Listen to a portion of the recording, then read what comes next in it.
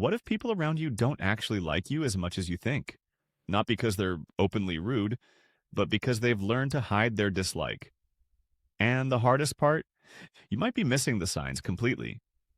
So let's look at 5 subtle behaviors that may indicate social distance or dislike, without jumping to conclusions.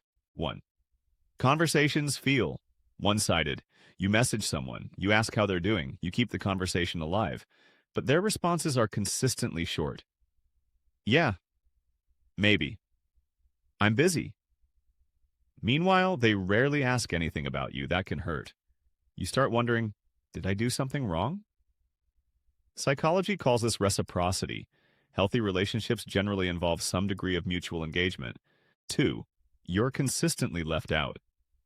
Imagine discovering that several people went somewhere together. You weren't invited. Once? Probably meaningless.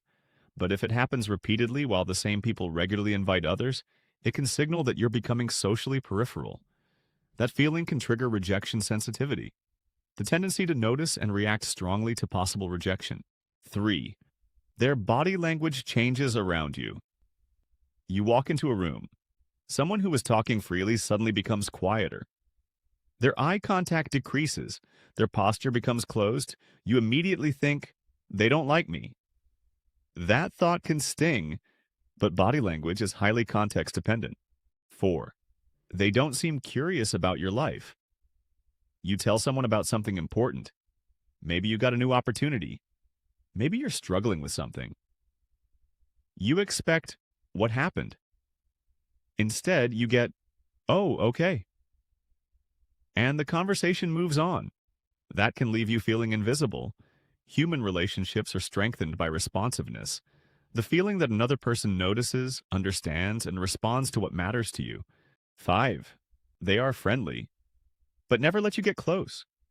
This one is subtle. They're polite. They laugh with you. They'll talk when you meet, but somehow you never move beyond the surface. No invitations, no personal conversations, no vulnerability, no effort to build a deeper connection. And this can be more confusing than outright rejection. Because you're thinking, we're friendly, so why don't I feel like we're actually friends?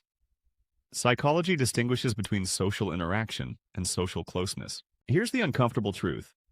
Not everyone is going to like you, and that's okay.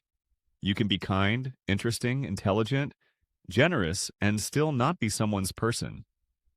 The goal isn't to become so perfect that nobody dislikes you. The goal is to become self-aware enough to recognize where you're genuinely valued. If you enjoy psychology that reveals the hidden patterns behind everyday human behavior, subscribe. Because understanding people isn't about learning to read minds. It's about learning to read patterns without losing your own perspective.